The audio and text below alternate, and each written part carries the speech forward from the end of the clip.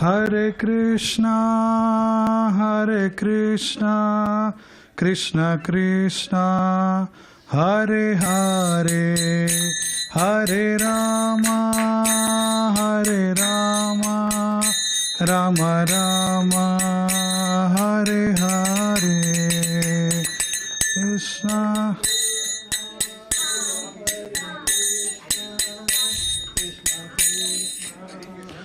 Hare Hare.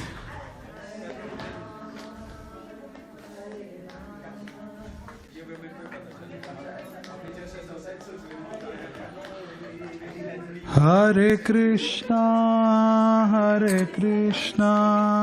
Krishna Krishna, Hare Hare, Hare Rama, Rama Rama, Hare Hare.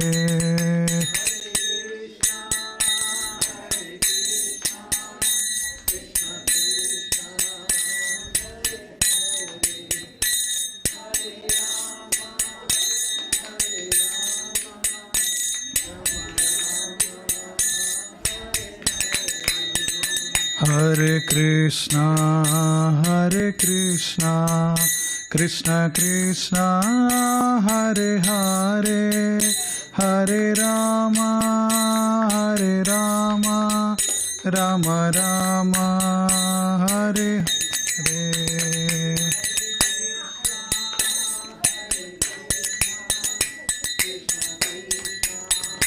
Hare Hare.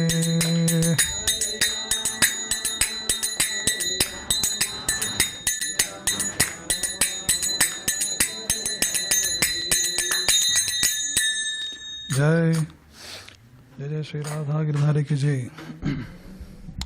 ओम अज्ञानतिमिरान्धस्य ज्ञानाञ्जनशलाकया चक्षुरुन्मिलितं येन तस्मै श्रीगुरवे नमः। श्रीचैतन्यमनोभीष्टं स्थापितं येन भूतले स्वयं रूप कदा मह्यं ददाति स्वपदान्तिकं। वन्देऽहं श्रीगुरो श्रीयुतपदकमलं श्रीगुरोन् वैष्णवांश्च श्रीरूपं साग्रजातां सहगणा रघुनाथान्वितं तं सजीवं साद्वैतं सावधूतं परिजनसहितं कृष्णचैतन्यदेवं श्रीरूपं साग्रजातां सहगणा रघुनाथान्वितं तं सजीवं साद्वैतं सावधूतं परिजनसहितं कृष्णचैतन्यदेवं। One second, let me open this.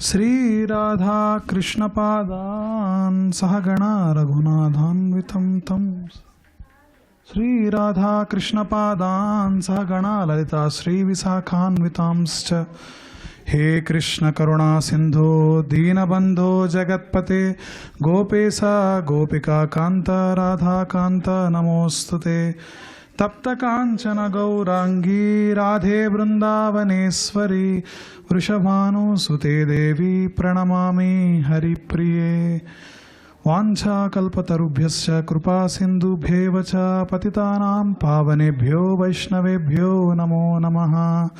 So this is the eve of Mahaprabhu's appearance tomorrow, the appearance of Gaur Purnima.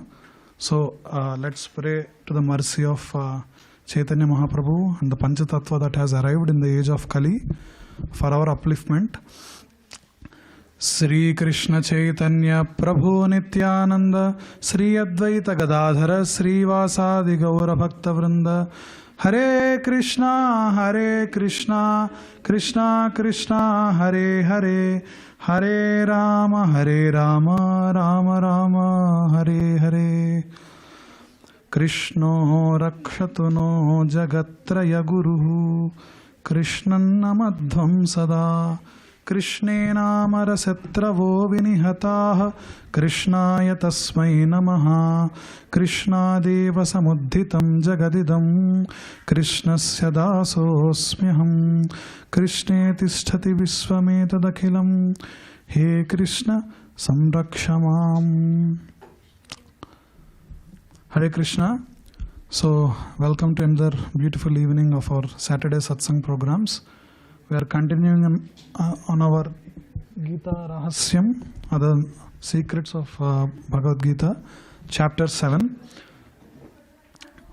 So, in the beginning, in the introduction of Gita Rahasyam, in the Gita Mahatmya,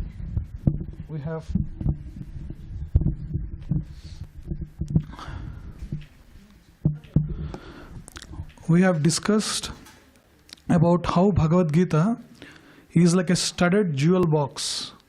The first 6 chapters are the base of that box. The last 6 chapters is like the cover of the box, like the top cover. But in between the 6 chapters are the beautiful Bhakti Yoga chapters. So we are actually we are starting the beginning of this chapter 7 in that context. Avik Prabhu, once come here. The batteries are over. The batteries in the mic are over. So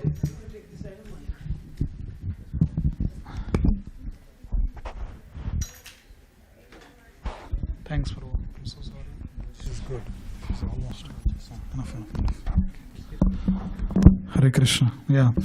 So up to now, the first chapter is the introduction of Bhagavad Gita, where the setting of Kurukshetra war was there.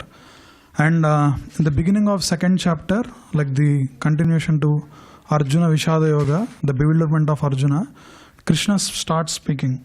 The reason why I brought that up is there is a verse in second chapter where Krishna listens to Arjuna's lamentation or bewilderment.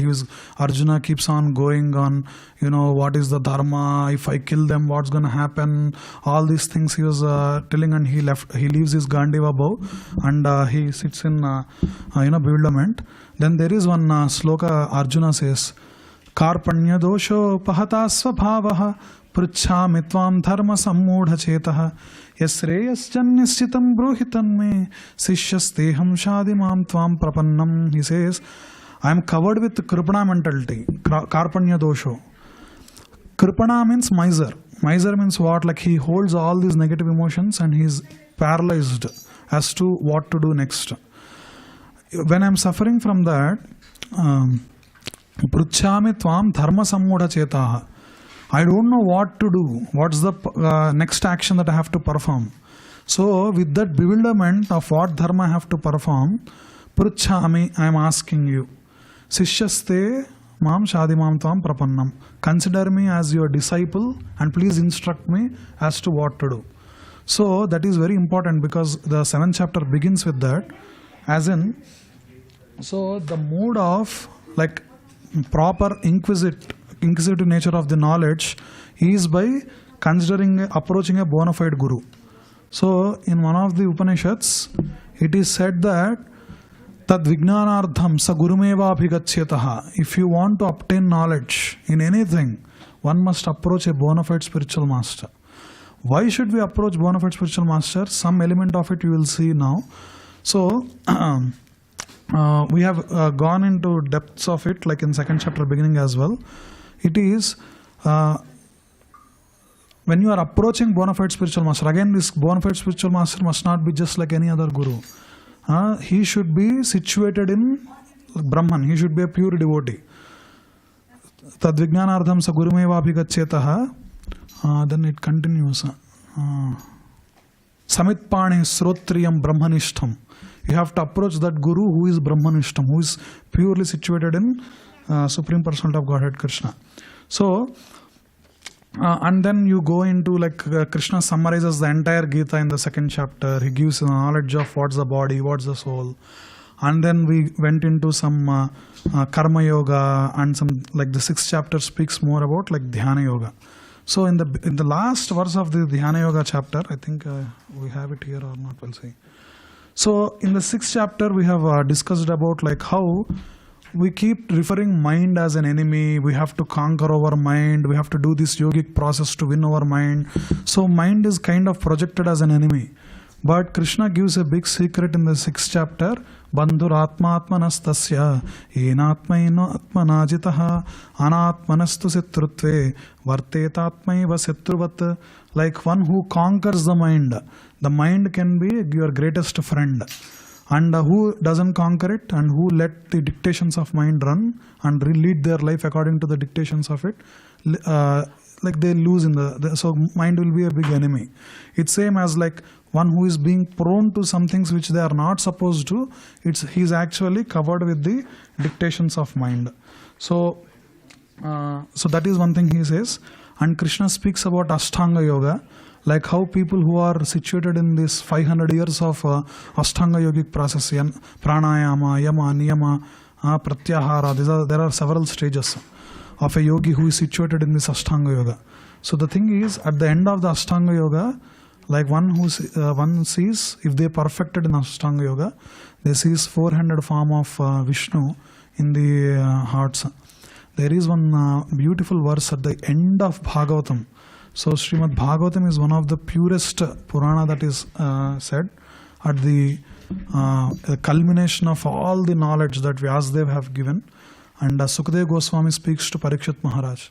In that the last chapter he speaks, Yam Brahma Varunendra Rudra Marutas Tunvanti Divyaisthavair Vedai Sangha Kramopanishadair Gayantu Yansamagaha Dhyanavasthita Tadgatena Manasa Pashyanti Yam Yogino Yasyantam na viduhu sura suragana devaya tasmai namaha.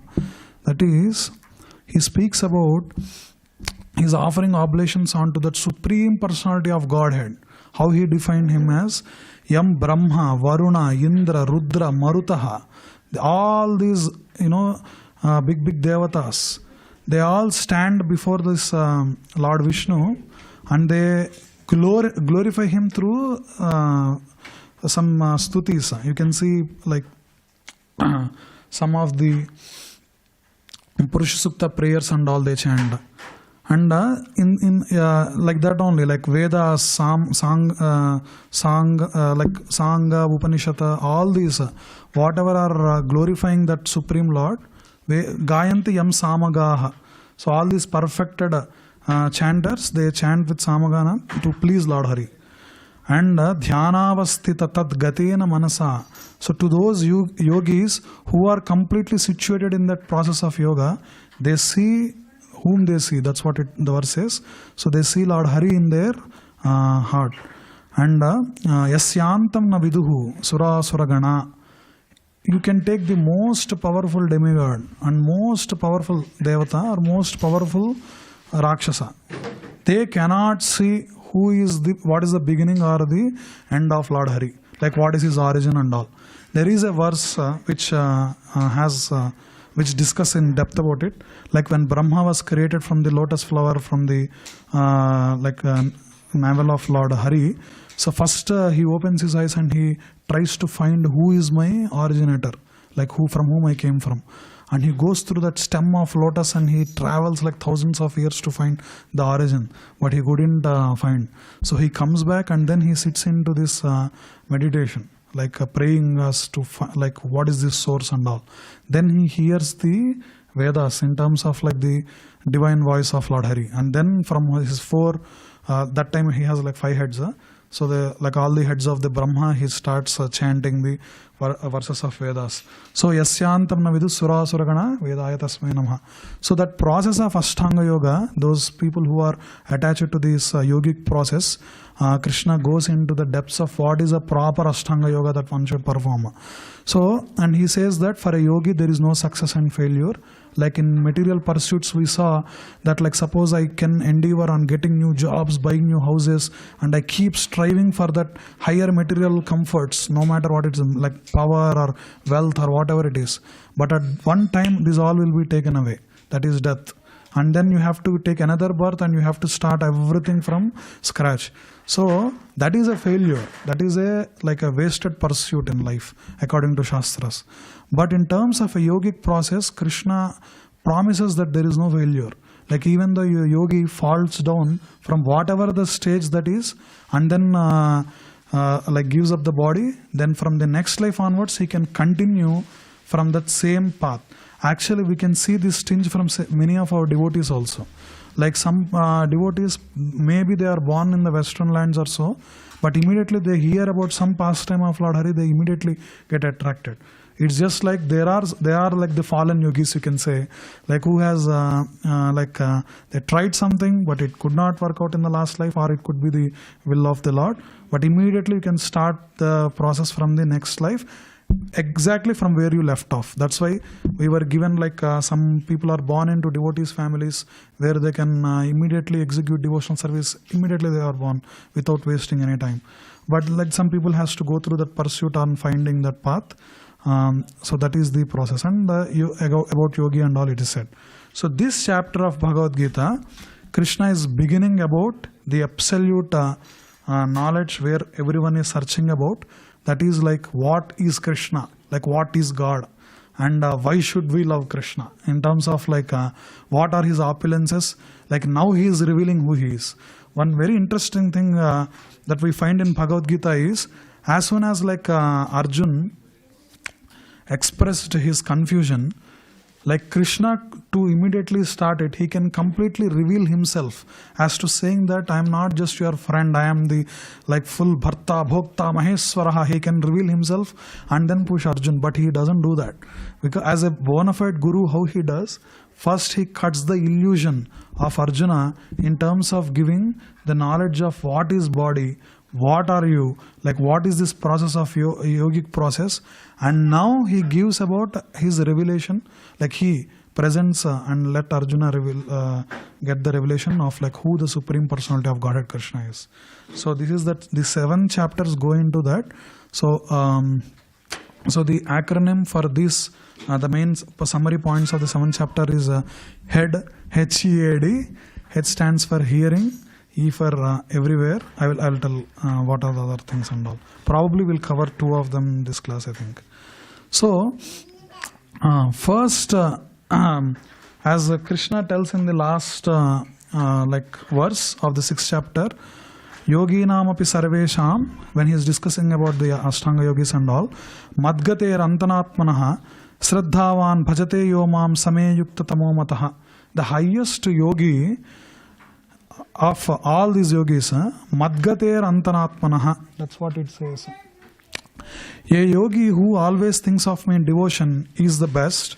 So Krishna from here starts from how can a yogi always think of Krishna in devotion.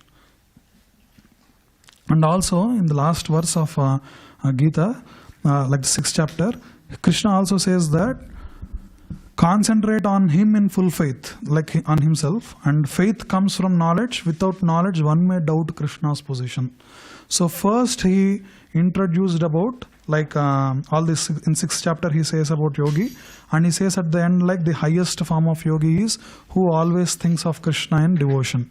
And Krishna here tells like what one should do to obtain knowledge. So I have said in the previous satsang classes there are like 3 pramans of knowledge. Like there is like Sabda praman, there is like Anuman praman, there is like what is another one? Anuman Pratyaksha praman. Pratyaksha praman is like obtaining knowledge through senses. Whatever I see, whatever I hear, whatever I like that. That is something direct sense perception. Whatever I get from my questions, that is the knowledge that I believe. This is like the Pratyaksha praman. So even scientists, as I said like before, they invent these telescopes, microscopes, all these instruments which are kind of an extended form of the senses to see some things which are distant, but they are still coming under the sense perception itself. So is this the highest form of knowledge? So you can actually ask yourself this question, whether one like when you see some mirage when you are driving on these long roads, long drives and so, like your eyes itself will cheat you. It says like, oh, there is something on the road there, but you go there, you don't see. Like even Badrinaran Maharaj shows so many slides in his classes as to like what are the optical illusions like one can get into. So these are all something that senses fool us. So trusting entirely on senses is not appropriate. And there is Anuman Praman. This is actually the academic process of knowledge. Like even as a scientist, we propose something, we give a hypothesis, then we get some grant to work on that hypothesis, and we try our best to say that hypothesis is true. So that's how the scientific process go through. Like say it's based on hypothesis based. I told an example of like how in the times of plague Europe, so there was this like outburst of plague, and they were trying to find the origin of the plague, where this plague came from. And they found out that hotspots where they found like there are a lot of cats. And then they declared that plague is coming from cats, and they started killing every cat that they found. But when they started killing cats, then the plague increased. So the actual reason of the plague was rats, not cats. So this is the danger of obtaining through like speculative ways. Even now there are so many gurus who sit in meditation for like 10-11 days, and the 12th day they say, oh, I have obtained enlightenment, and they start speaking about the depths of cosmos and other things. One thing is, we respect to all yogis, but the knowledge is not like is not reliable on the speculative way of obtaining it.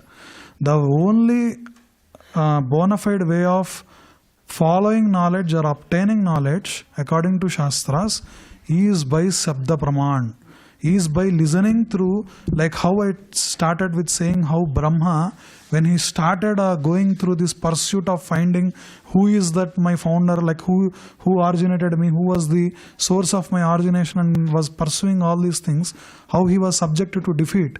And only when he was meditating, he heard the voice of Krishna. So that is the Sabda Praman. Like you hear from Vedas, or like you get the knowledge from Vedas, which were passed on through an unbroken line of disciplic succession called as Parampara. So this is Sabda Praman. Because this knowledge is something that we cannot obtain through the speculation, because it's something beyond our material life itself. So even here Krishna opens the 7th chapter, because now he is starting to reveal who he himself is. So that is the first verse. He says, Maya asakta manah partha yogam yunjan madasrayaha asamsayam samagram mam yatha gnashyasi tat shrunu. Shrunu means here. What Krishna is saying, Maya asakta manah partha, by like engaging in that spirit of like obtaining that knowledge, yogam yunjan, by like connecting to me, asamsayam samagramam, I will give you the entire knowledge without leaving anything.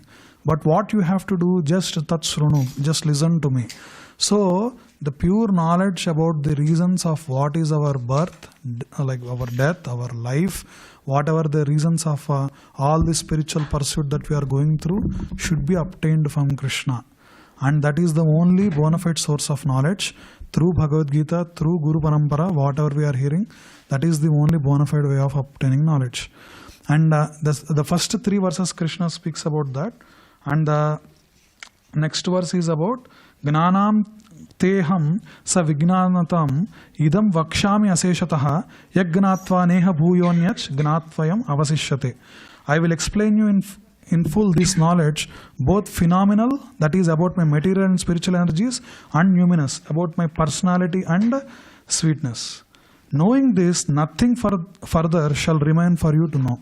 So that is what Samagram knowledge is. And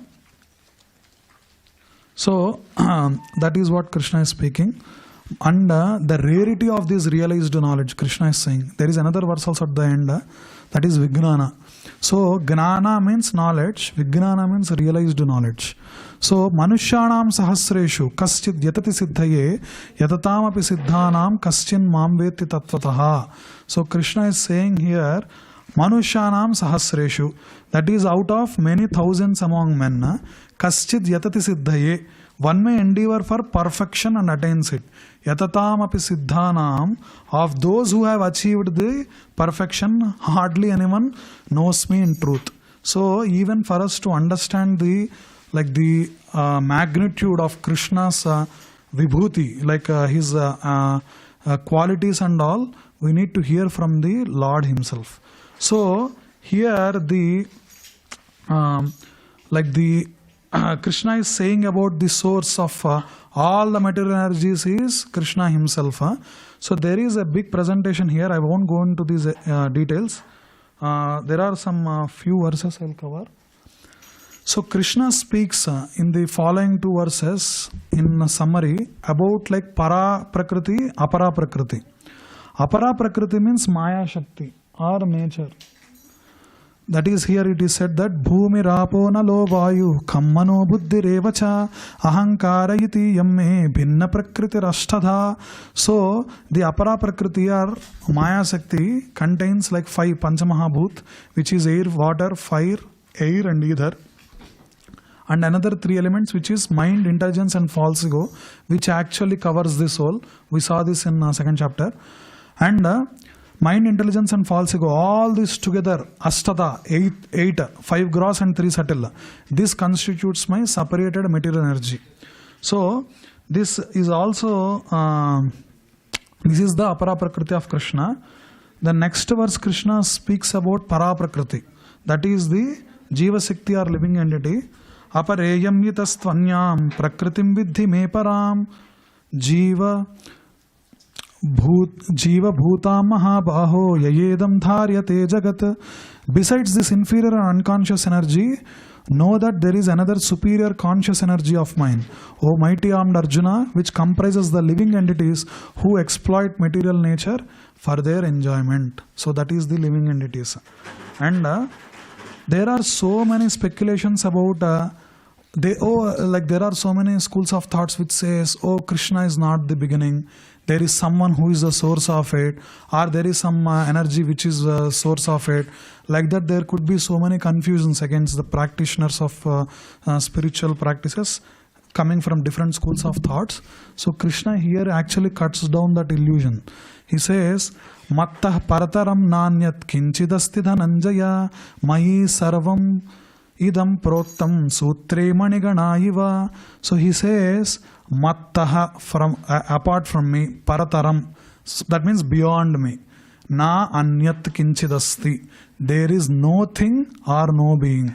That means he is the source, he is the beginning, and from him everything started. And what he says is, Mayi sarvam idam proktam. He is the one who is that all-pervading form. Sutre manigana iva. Like manigana means like the pearls or the beads of the necklace.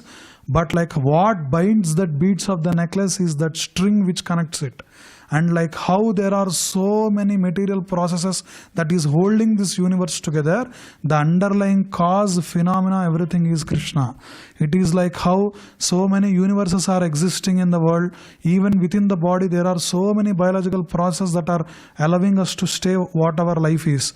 And without our interference, the sun is coming up, the moon is coming up, the ocean tides are coming. All this arrangement was made without any of our interference, and that causal thread, that source of everything is Krishna. That's how Krishna begins. And so the reason why Krishna is going through all this is, like we can say, okay, love God, approach God not to satisfy your own desires, but He is the food providing Father. He is the one who is providing us everything, including our happiness and all the things. Like we have to approach Him with love, but we need to know what that being is, so that we can we can engage in devotional service with love. Like you can see, this is a perfect example of like starting with 7th chapter, like devotees are engaged in decorations for Gaur Purnima tomorrow. Like all the interests, all the talents are engaged by putting Lord at the center. And to know that, you need to know the qualities of Krishna and what Krishna is doing for us. So to give that knowledge, so Krishna is going into this chapter. So there is a Vedic version of like what is the creation, about like Sarga, Visarga and all that. I will actually skip it. We'll go to one verse. I will give another class on like what is the Vedic truth of that. 1 second, 50th slide will go. So there is like how like Krishna comes like a Kshirodaksha Vishnu, Garbhodaksha Vishnu, all that things are there. We'll go into another one. So this is the next verses where Krishna speaks about all the modes of the like the universe that we are saying. So you can follow that. I will go one by one. So there are 14 elements Krishna is saying, or like what he is doing with our material world. Raso hamapsu kaunteya That means I am the taste of water, O son of Kunti. Prabhasmi sasi surya yoh. I am the light of the sun and the moon. Pranava sarva vedeshu. In Vedic mantras or chants, you can see pranavam. Pranavam means Om. So that syllable is Krishna. So he is saying like Pranava sarva vedeshu. Sabdah ke paurusham rushu. Sabdah ke means I am the sound in the ether. And paurusham rushu, I am the ability in man. And punyo gandah prithivyam cha, I am the natural fragrance of earth. I have slides actually, visually you will see. So this is the Rasoham Apsha Kaunteya. This is Prabhasmi Sasi Surya Yoha. And light and the moon also, sun and the moon. And he is the Pranavam in Sarva Vedeshu. And he is the Sabda Ke Paurusham Rushuhu. And this is the Punyo Gandaha Prithivyam cha. I am the natural fragrance of earth. And Tejas Chasmi Vibhavasau. I am the heat in the fire. Jivanam Sarva Bhuteshu. Jivanam Sarva Bhuteshu. I am the life of all that lives. Tapas Chasmi Tapashvishu. I am the austerity of all the ascetics. Even now there are so many YouTube videos that are uncovering where there are yogis in Himalayas who are like very scarcely clothed, but they are like completely immersed themselves in the snow and they are engaging in these high austerities. And the source of that austerity is Krishna. Bijam mam sarva bhutanam. I am the original seed of all existences, living beings. Vidhi partha sanatanam. Know that, O son of Pradha. He is the original seed of all existences. And buddhir buddhimatam asmi. That cartoon is supposed to be Isaac Newton. So I am the intelligence of the intelligent. So there are some, like Krishna tells in one of the verses also, Mattaha gnanam apohanam cha. Mattaha smritir gnanam apohanam cha. For me comes the remembrance, intelligence and forgetfulness. So he is the source of all that intelligence that is coming. And tejasvinam aham. I am the prowess of all powerful men. Balam balavatam chaham. I am the prowess of all powerful men. I am the strength of the strong, which is free from selfish desire and attachment. Kamaraga vivarjitam. And dharma viruddho bhuteshu kamosmi bharatarshava. I am that sex life which is not contrary to the religious principles, O Lord of the Bharatas or Arjuna. So these are the 14 elements Krishna speaks in this chapter, which comprises of all the material opulences, you can say. And so one can think, okay, if Krishna is comprising of all these modes, is he subjected to that modes? No, that is the next verse he says. Echaiva satvika bhava rajasas tamasas chaye matta eveti tan vidhi natva aham teshu te mayi. He says that all states of being are the modes of material nature, sattva gun, rajogun, passion, mode of passion, and tamogun, tamas, are manifested by my energy, but I am not under their influence. And so that is one thing Krishna says. And so in the next verse he begins with saying Daivi Hesha Gunamayi Mamaya Duratyaya Mameva ye prapadyante mayamevam tarantite. So one has to, there is one verse by Sankaracharya who says in Bhajagovindam or Moha Mudgaraha, he says this, I said this verse again and again. That is, so all these activities are actually, we are subjected to three modes. Like we are going through mode of goodness, passion, ignorance, or like we keep oscillating throughout our lives. But to escape from that modes, we have to surrender onto that like Supreme Personality of Godhead who is beyond these modes. And that is Krishna. So Krishna says in the next chapter, in this chapter in the second half, which we'll go through next time, like for another 5 minutes we'll speak about like what's the event about tomorrow and what we are doing. So we'll end the first part of the second chapter here. So there are let me open another one.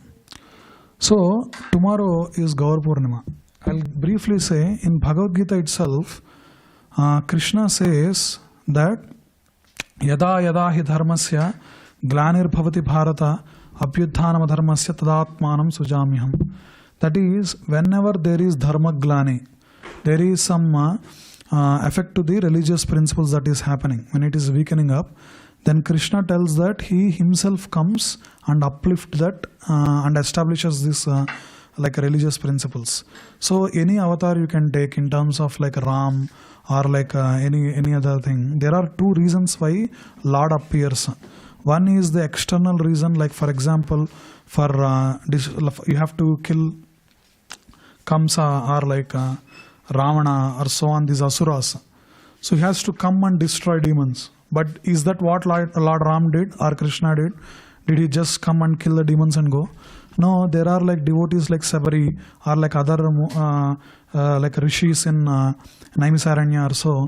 So that is like an internal reason. So he also come to exchange that loving relationship with his associates, and he wants to one more time. Like there is one painting which is one of my favorite. Like in Mahabharata war, there is one incident I will tell later.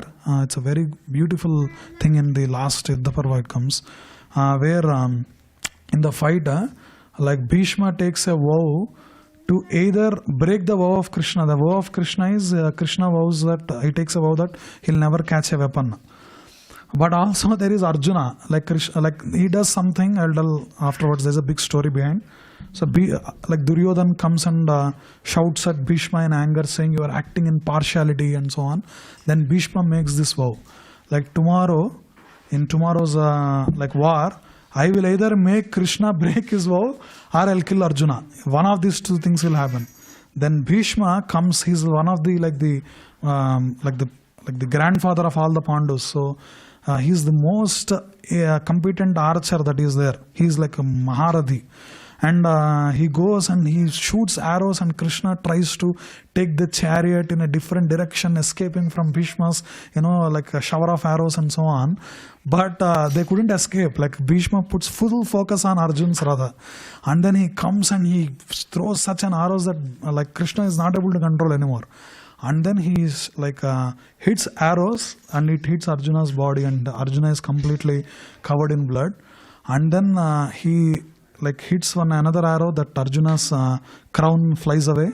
He hits the bow breaks, and he hits like this is called the Pala Bhaga. That is, and he puts like so many arrows he sends there. Krishna also covered in blood because he's the charioteer. So the first line of defense is the charioteer. So he tries to defend, but he's also covered in blood, and so he had it enough. And Krishna, in the mood of saving Arjuna, like he doesn't care if his vow is broken, so he jumps from the chariot and takes off the chariot wheel, and then comes charging towards Bhishma to kill him. Bhishma, you are done in my hands today. And Bhishma is the pure devotee of Krishna. He leaves his bond. Yes, Krishna, come and kill me. I want to die in your hands. That's the perfection of anyone's life. So he will be like this. And Arjuna, seeing this, he like jumps from the chariot, falls onto the Krishna's leg, and he catches Krishna's leg and prays that Krishna, please don't go. You made a vow, and if you catch and kill or anything, then we'll be subjected to laughter and great infamy, because you are not supposed to fight in the war. Krishna is like he's not listening to Arjuna anymore. He's like going so fast that Arjuna is being dragged in the dust. And the beauty of this scene is Krishna is engaging with Sakhyaras with Arjuna, at the same time Viryaras with Bhishma. These are two pure devotees of Krishna, but like Krishna can able to enjoy different rasas with different beings, and this is what I'm saying. Like that is why Krishna comes again and again to enjoy that rasas with different devotees. So like that, in Kali Yuga, the decline of religious principles are rampant. We can see even now, if you want to drive to the temple, we can see the obscene posters that are put on the billboards, and there are so much temptations from Maya that is imposed. In this process, connecting to our Gita class, engaging in the 6th chapter Dhyana Yoga or like perfect Karma Yoga, it's not so easy to engage in ourselves in. So we to give us to establish that religious principle, the Kali Yuga Dharma that one has to follow is chanting of the Mahamantra, chanting of the name of Lord Hari. And to establish that, again and again. So Krishna comes in the mood of Radharani. So as Chaitanya Mahaprabhu. So Krishna has so many pure devotees, out of which the most dearest devotee of Krishna is Radharani.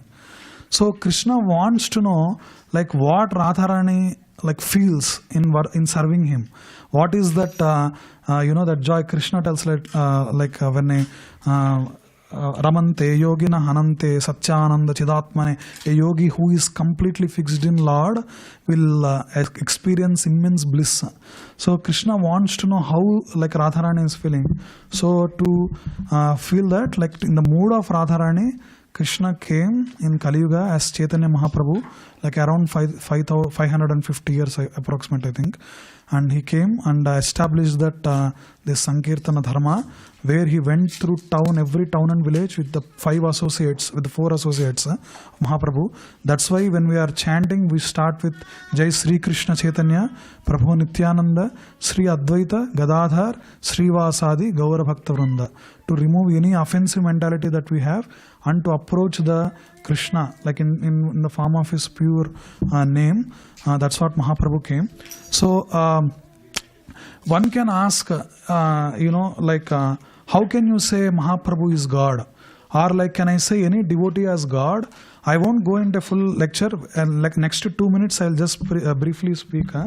So every time when we say, oh, this is God, any enlightened sage, they are attributing to the God. So what Shastras say about saying some yogi as God or like someone as God? First, the appearance of the God, like Krishna, will be given in Shastras. So without that, you cannot attribute to anyone that he is God. So there will be so many of Mahaprabhu's Leelas that will be discussed tomorrow by monks. There are like few of these I will read. Like repeatedly in our Puranas as well, Mahaprabhu's appearance is discussed. One thing is in Chaitanya Charitamrita, Adilila, Sankirtana Pravartaka Sri Krima Chaitanya Sankirtana Yagne Tanre Bhaja Saidhanya. Lord Sri Krishna Chaitanya is the initiator of Sankirtana. One who worships him through Sankirtana is fortunate indeed. So these are the predictions of advent of Mahaprabhu. 1. In Srimad Bhagavatam, Krishna Varanam Tvisha Krishnam Sangopangastra Parshadam Yagnai Sankirtana Prayer Yajantihi Sumedasaha. In the age of Kali, intelligent persons perform congregational chanting to worship the incarnation of Godhead, who constantly sings the names of Krishna. Although his complexion is not blackish, he is Krishna himself. He is accompanied by his associates, servants, weapons and confidential companions. And the hidden nature of the Lord is given in this. Channa kalau yat abhavas triyugotha sattvam. This is in the 7th canto. In the age of Kali, however, you do not assert yourself as a supreme personality of Godhead, and therefore you are known as Triyuga, or the Lord who appears in 3 yugas. And the body luster of Lord in different yugas. So Sukla, this is in Chaitanya Charitamrita Adilila. Sukla Rakta Pita Varana Yei Tina Dyuti Satya Treta Kali Kale Dharena Sripati. In the age of Kali, however, you do not assert yourself as the Supreme Personality of Godhead, and therefore you are known as Triyuga, or the Lord who appears in 3 yugas. In the form of Brahmana, how Mahaprabhu comes. In Adi Purana, Aham yeva dvija sreshto nityam prachanna vigraha bhagavad bhakta rupena lokam rakshami sarvada. I shall advent in the form of Brahmana devotee, and I shall hide my factual identity. I shall deliver all the worlds. And his prediction as a sannyasi. In Upapuranas, how Lord Sri Krishna speaks to Vyasdeva, Aham yeva kvachit brahman sannyasa ashramam asritaha hari bhaktim grahayami kalau papa hatan naran.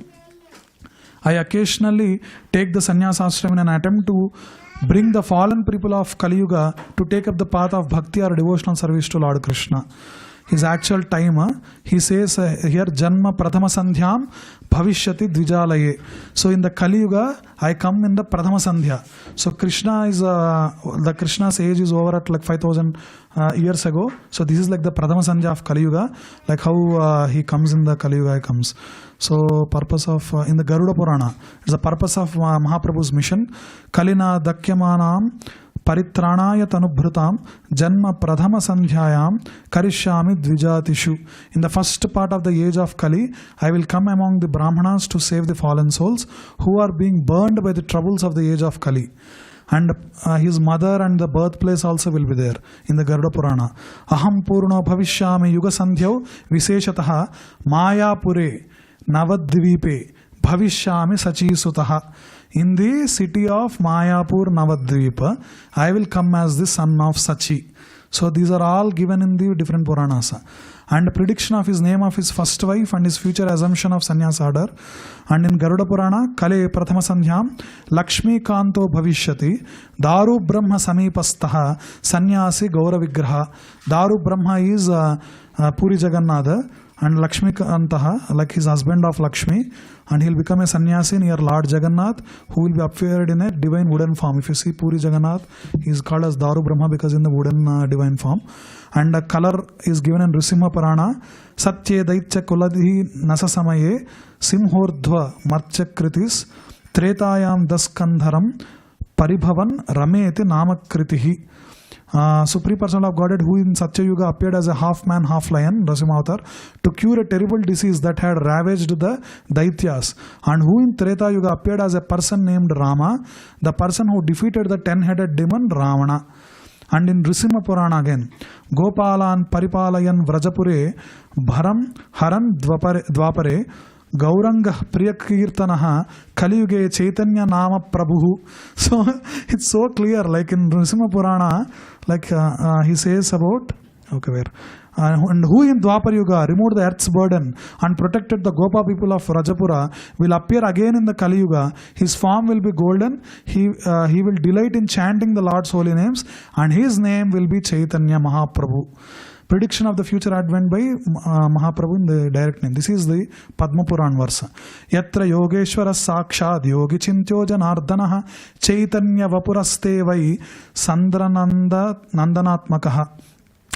The Supreme Personality Janardana, who is the object of yogi's meditation, who savages the devotees from various sufferings, and who is the master of all yogic practices, who is always full of divine transcendental ecstasy and bliss, will advent in his own divine form of Sri Chaitanya. And his future in Padma Purana again, he says about this. Narada Purana it is there. There is one verse I am searching.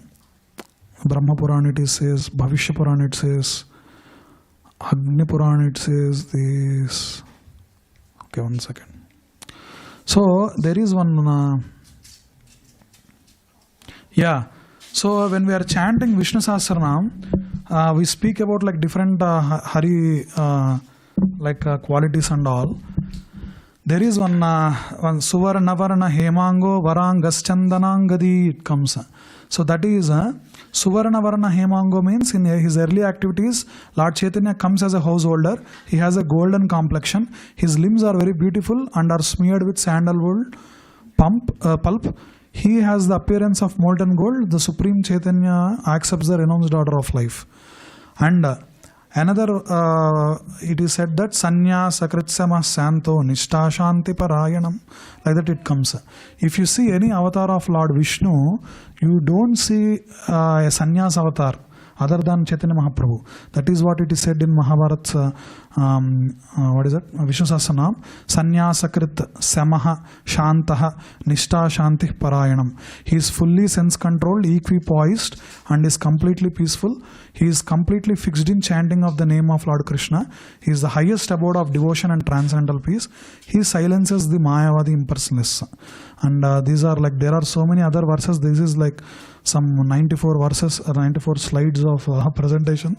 But so in conclusion, what I'm going to say is that Mahaprabhu's appearance, his pastimes, like what is his mission in establishing the Yuga Dharma of chanting the names of Lord Krishna, and also the Mahamantra. So Mahamantra also has so many secrets And even in Vishnu Sahasranam at the end also it says Sri Rama Rama Rameti Rame Rame Manorame Sahasranama Tattulyam Rama Nama Varanane. If anyone Pandit, like only Pandits can chant the Vishnu Sahasranam, what about ordinary people? How will they get the benefit of it? Like when Parvati asks Shiva, Shiva says, if anyone says Sri Rama Rama, Sri Rama Rama, like that, Sri Rama Rama Rameti, Sri Rama Rama Rameti. If they says it is equivalent of chanting Vishnu Sahasranam, like 1000 names of Vishnu, it's equivalent. But if you see Mahamantra, Hare Rama Rama Rama Hare Hare, like that there are so many secrets. Like every time we chant one Mahamantra, we chanted Vishnu Sahasranam. Like that even for the Krishna name also there is some other things also. So this Mahamantra, Mahaprabhu came and he sang through like a Harinam, like from through the Bengal, he went to Tirupati, South Indian temple, so many Srirangam he was there. There are still markings on the stones of Mahaprabhu's coming and his interactions with the local devotees and so on. So that that Lord who came as Chaitanya Mahaprabhu, his appearance is tomorrow. So we are celebrating a big festival tomorrow. Like if you can, please join us tomorrow around like 5:30 or so on. So thank you so much for giving this opportunity. Yeah. And we'll continue with the 7th chapter next satsang class. Hare Krishna. Hare Bo. If anyone has any comments also, you can approach me and ask. So within like another like 10 minutes or so, like we'll have darshan of the Lord. Like 15 minutes we'll do Sayan Kirtan, we can say. And then we'll have like sumptuous prasad you can honor. Thank you so much. Srila Prabhupada ki jai.